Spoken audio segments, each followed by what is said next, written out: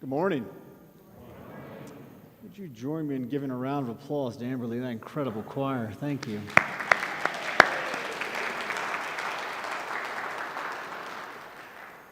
It's been some years since I've stood in this pulpit. I was here 2 years ago, but it was all online, so you're a sight for sore eyes. It's good to see you again.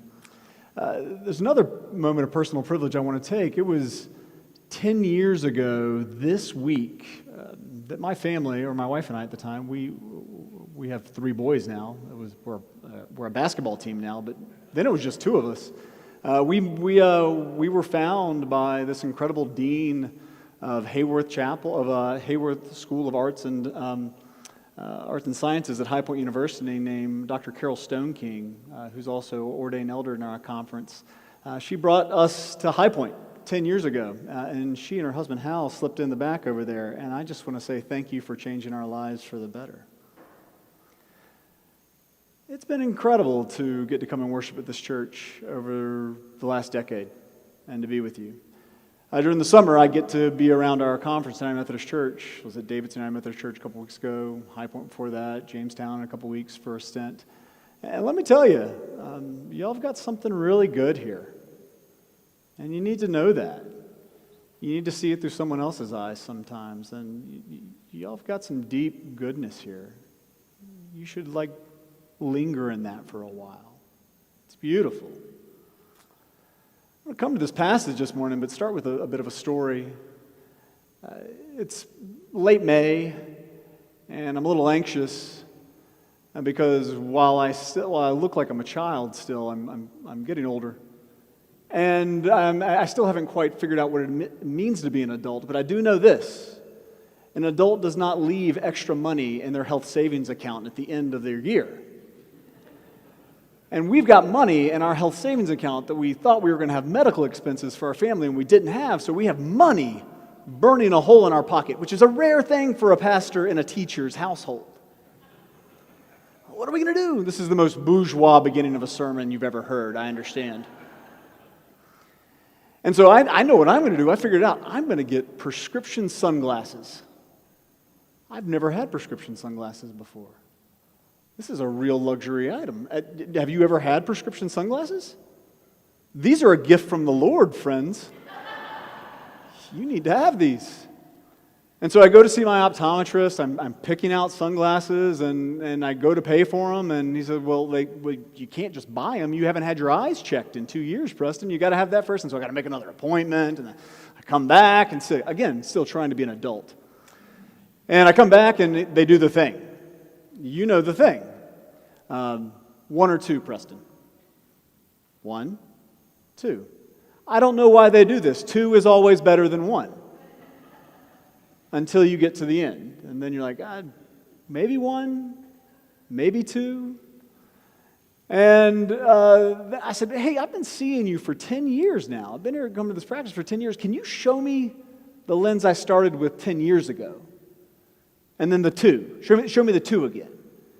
He goes, yeah, I can do that. And he looks through the records, and he finds it, and he puts it up, and I go, I can't see anything. He says, well, how about 2? And I said, I can see great. 1 or 2. Now, this is an ancient passage we have here. It's harrowing. It's disturbing for some of us. Some would say, put that away. Don't read that again. Don't read it on Sunday mornings. You're getting it this morning because I do something when I travel around and get to preach at our churches. I preach from the lectionary. This is the Old Testament lectionary passage this morning. I do that for a couple of reasons. 1, so you don't just hear what Preston thinks. You actually hear what Bible has to say. And 2 is that I could come in here and do 1 Corinthians 13, and we would have a great time. It'd be fun, and we'd get warm and fuzzies, but we wouldn't get the really good hard stuff. And actually what we really crave, what we really want is actually good hard stuff like this. That we might have better eyes to see God, see our own life, see our lives together. And this passage, though it may seem off-putting, this story, what we might want to tuck away and put underneath the bed and not look at, it's profound, friends. It actually helps us see better. Helps us see God better, see our lives better, see our lives together better. If you just it's more than meets the eye. If you just come into the passage, It comes in, it looks like this, and God says, I will show you where to go. And then Abraham says, I went, and he showed me the place. And then Abraham, on the third day, he looks up, and he saw the mountain. And then Isaac says, Father, where's the lamb for the offering? As if to say, I don't see what you see.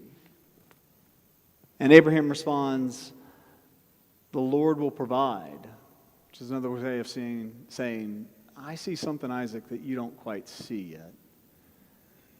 And Abraham goes on and looked up and saw a ram. And Abraham called the place, the Lord will provide. But the Hebrew for this is beautiful. It's Jehovah Jireh. It doesn't just simply mean the Lord will provide, which God does. It means the Lord will be seen. Isn't that nice? The Lord will be seen as generous. The Lord will be seen as stopping violence. The Lord will be seen as one who writes a new story when we thought it was destruction. The Lord will be seen, and when you see this Lord, you can't unsee him, and changes everything. Let's look at this story through this test that God places on Abraham. Let's look at this story maybe for a second through Isaac's eyes if we are bold enough. And then let's look through the story that actually what the early Hebrew writers were hoping we might catch, that we might see the Lord. It says here that God tests Abraham. What do we think about that? Do you like tests? Thank you, Samuel. I ask my students that, do you like tests? And they look at me like I've got 3 heads. Like tests? Who likes tests? Are tests necessary? Yes, Samuel. Yes. A little further. When you're going through it, when you're in the ringer, when things are difficult, do you go to an untested person? No. No, you want someone who's weathered but wise. You want somebody who leads, and maybe they lead with a limp, but they know how to lead because they've been through it. Actually, in our heart of hearts, we want the hard. We want the test. Because in the test, we find the character. We find out who we are. We find out what we need, even in the depths of the difficult situations. I get to work with 18 to 25-year-olds. It's an incredible gift. They're amazing. And I get to pray with them often, and I know what they're always going to ask for. They show up in my office, and I know some are going to watch this morning, and they've heard me say this before, and I love you all, so thank you for bearing with me, students. But they'll come, and I know they're going to ask for one or two things. They're going to ask for either strength or clarity when we pray together. And we pray for those things, and it's like the psalmist, you pray the prayers of your heart, but I often get done with those, and I go, how often has God provided me clarity? More often God said, no, you can lean into me a little more. May not provide you clarity, Preston, but you could have some faith. Whew. There's what I got to work with y'all this morning. This is what I got. There's a movie that came out years ago. It was not a good movie, but there's a great scene in it. It's a movie called Evan Almighty. I think it bombed at the box office. But Evan Almighty, there's a great scene where the mother of this family is talking about prayers that go unanswered, feeling tested. And she's talking to God who is, I said it earlier, Morgan Freeman. And she's talking to God who's Morgan Freeman, and Morgan Freeman says, hey, wait, let's get this right. Let me ask you a question. So you think, like, if you pray to God for patience, do you think God just snaps God's fingers and gives you patience? Or does God give you the opportunity to be patient? Wait, so if you pray to God for courage, do you think God just zaps you with courage or gives you some chances to be bold and courageous? Say you want a family to love each other better, or a church to love each other better, or a community to love each other better. Do you think God just makes it happen? Or do you think God just gives you opportunity after opportunity after opportunity to love one another better? One or two. You see? It's all test. It's all opportunity. It's all grace. I've had to look for new coaches in college basketball to love since Coach Krzyzewski retired. I was never a Duke fan, and then I got a doctorate from Duke, and now I got to be a Duke fan. But the women's basketball coach, Kara Lawson, she's my new hero. If you haven't heard of her, check her out. Check out their team. She's a gold medalist. She's a former player in the WNBA, and now she coaches the women's team at Duke. And she's got these incredible speeches of coaching her team at practice. And she has this one that I've fallen in love with. She's telling her students what her job is and what the coaching staff's job is for them.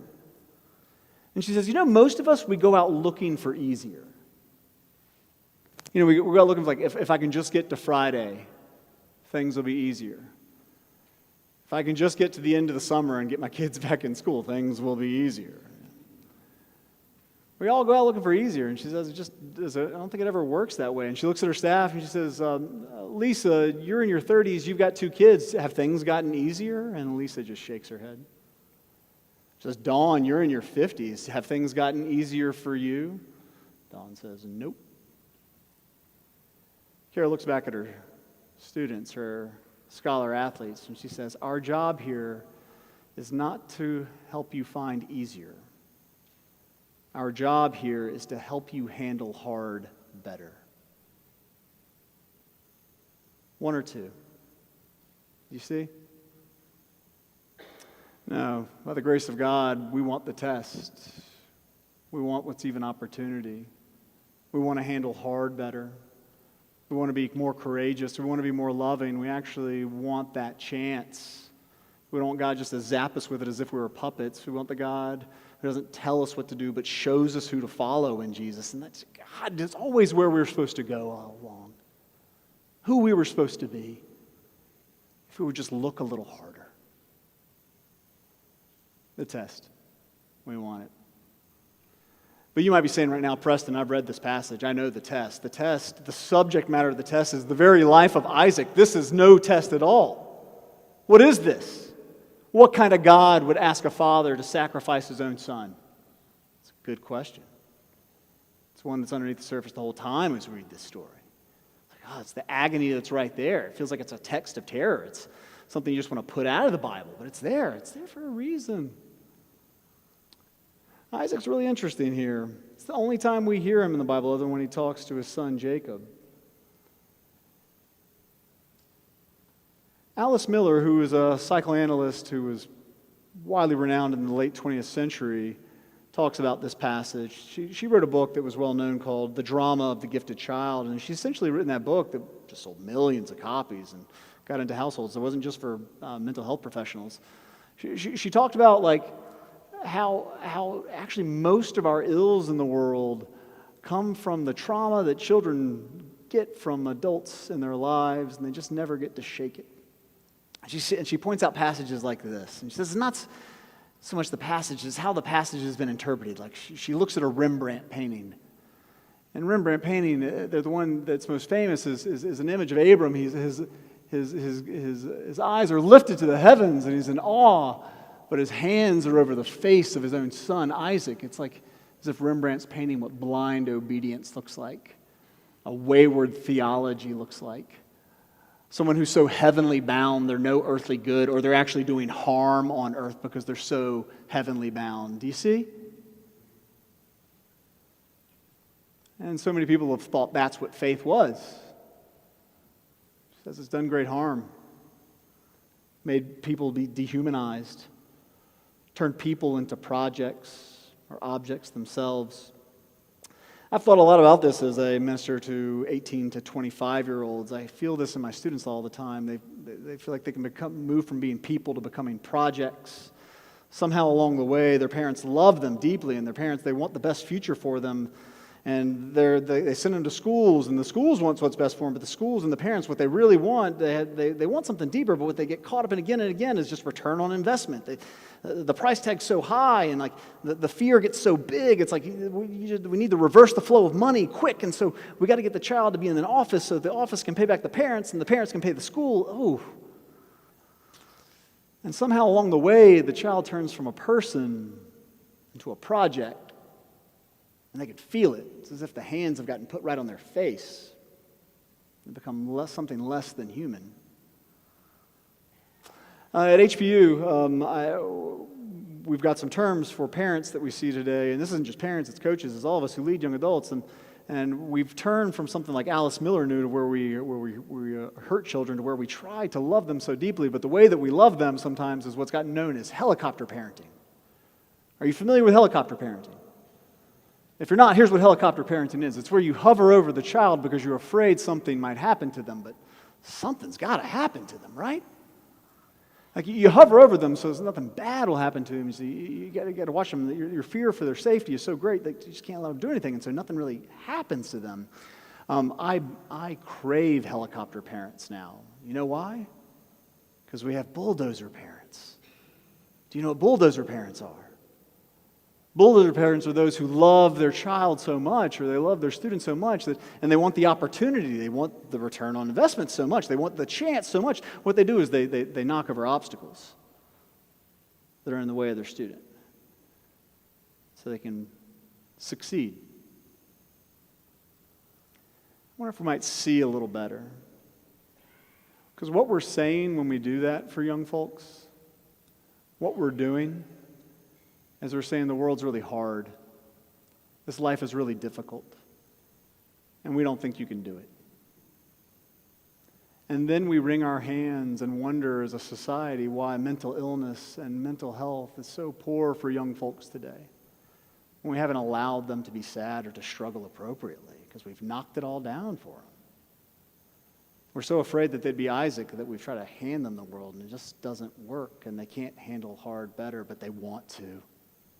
And you want them to. And we want them to. One or two. Should we see a little bit better?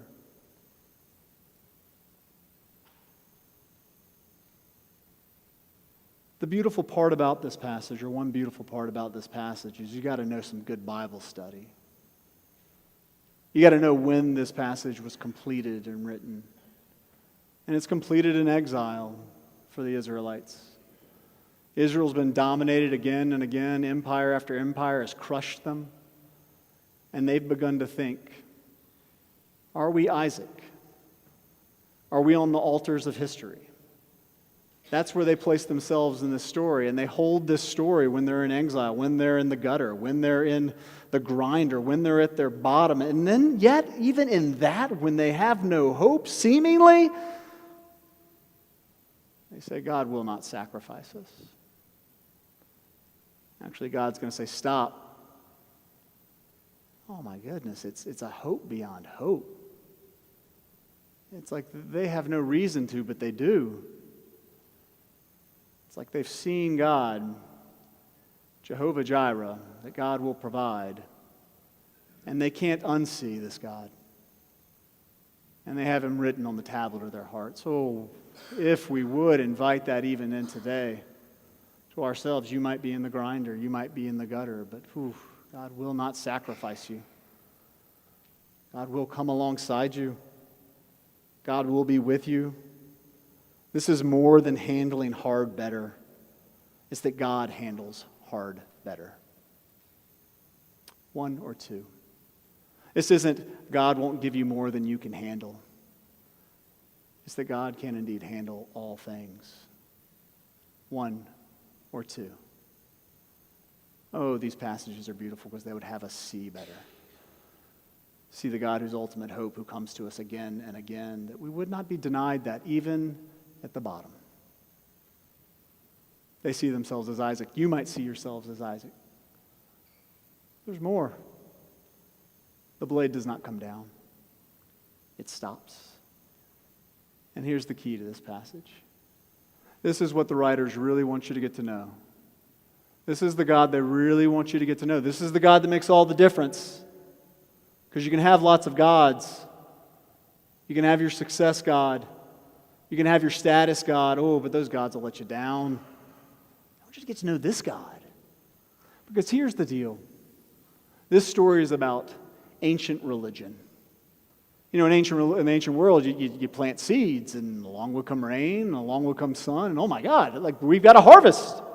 Let's give thanks for the harvest. Well, it's for unseen things. It's for seemingly magical things. It's how do we give thanks to God? Well, what happens when you plant the seeds and the sun doesn't come? The rain doesn't come. We got to sacrifice more. And the historical record is writ large of people who thought they were being faithful but actually did far more harm. So if you're asking yourself, what kind of God would do this? The Hebrew writers are saying, not our God. Not the God we worship. Oh, maybe those in other cultures and societies would say that God would do that. But no, we've seen a God who's provided. We've experienced a God who's far better than that, far bigger than that, far more merciful than that. Oh my God, it's the God who's with us in the gutter, the God who's with us in the grinder, the God who's pulling us out, kicking and screaming, the God who handles hard better for us. That's the God we worship. What kind of God would do this? Not our God. That God stops the blade from coming down. Yesterday, my oldest son, Christopher, and I, we had to go to High Point for a quick trip. And it was late in the afternoon, and I had realized that I had left this beautiful alb at home, or at work. And so we live in Jamestown, had to drive to High Point. And whenever I leave the house, we've got 3 young boys, and they're incredible. They're right over there. I'm eyeing them down right now. They're waving back at me. And whenever we go, I try to make it an opportunity for them. Who wants to have alone time with Daddy? And it was crickets yesterday. Like, thanks, guys. But then Christopher says, no, Daddy, I'll come with you. I'm like, Christopher, you always loved me the most. I knew it. I'm kidding, Jerry. And so Christopher and I, we head to school, and we get in my office, and I'm grabbing my things, and there's a bulletin board in my office. It's got things from the past, from the last decade of serving at HPU. It's got images of students that I've done funerals for.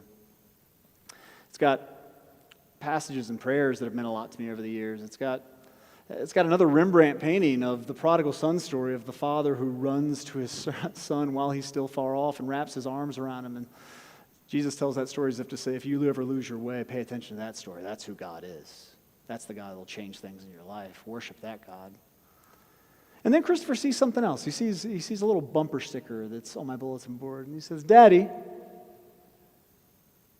what does it mean that I've seen God and she's black? I'm like, well, what do you mean? And he points, I got a little bumper sticker and it says, I've met God, she's black.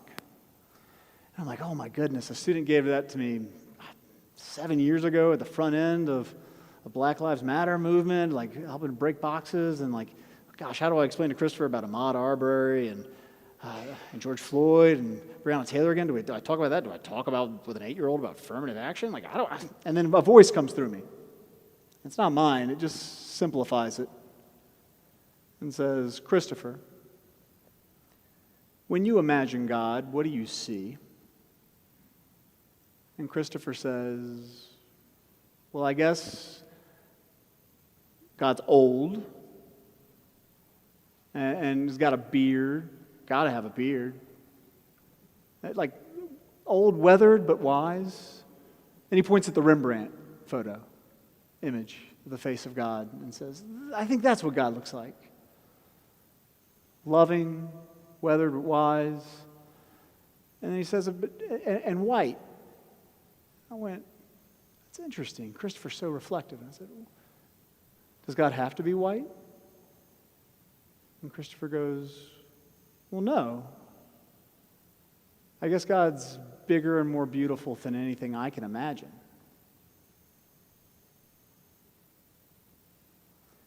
One or two. Amen. Mouths of babes kind of stuff right there. No, God is always hoping that we might fall in love with a more deeper vision of mercy that God's always tried to provide us. Or as A.W. Tozer says, mercy isn't something God has. Mercy is something God is. 1 or 2. Do you see the difference? And once you see that God, you can't unsee that God. That God gets lodged in your heart, sticks around and beats around until your world expands. You don't contract God into your world. You just expands you. One of the beautiful things about being a pastor on college campus is working with really smart people and working across disciplines. And I've done this with another professor who's an astrophysicist, Brad Barlow, who's a beautiful human, and also he's a Christian as well. And he talks about himself in such self-effacing ways. He says, I provide the least amount of help to anybody. All I do is ponder the stars. And I'm like, man, this is beautiful stuff. And he says, you know the thing I love, as I was just talking about light.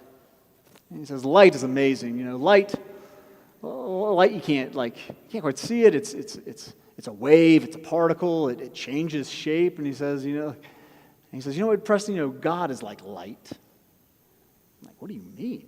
He's like, well, have you ever read the Bible? Thanks, Brad. Like in the beginning was the Word, and the Word was God, and the Word was with God, and all things came into being through God. That sounds like light to me. That sounds like God to me. And he says, you know the really interesting thing about light? You can't see light. But light is that which allows you to see all things. You can't see light, but light is that which allows you to see all things. He says, that sounds like God to me. You may not be able to see God, but when you fall in love with the God who is mercy, the God who we see in Jesus Christ, He allows you to see all things properly. All things the way you were meant to see them from the beginning. All the things that felt like tests that were really opportunity if you'd follow Him. You see? One or two. It's beautiful. The story goes that this God does not bring the blade down. That's not who God is. That story's got to get put away.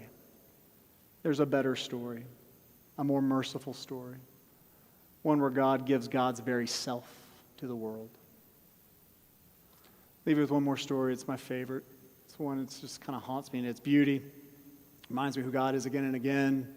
The God who's light, the God who is mercy, the God who's way bigger than us, that we don't worship ourselves in a loud voice. We worship a God who just is fully other than our self-interested ways. It's of a woman. She's washing clothes by a shore, and she looks over from the river, and she sees something small on the bank of a tree, and there's waves that are knocking this small creature up against the tree, and it's falling over, and she looks harder. It's a scorpion. And she sees the scorpion's upside down, and the waves keep hitting it. It stays like that. It's going to drown.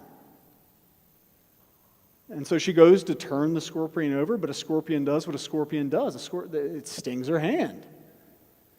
And she goes to turn it over again. It stings her hand again. She tries to save it again. Stings her hand again until finally this has repeated itself so many times. Her hand is so swollen, she has to go sit down.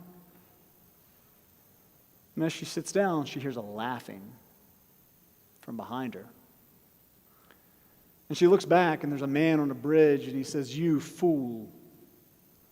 Don't you see? Don't you see?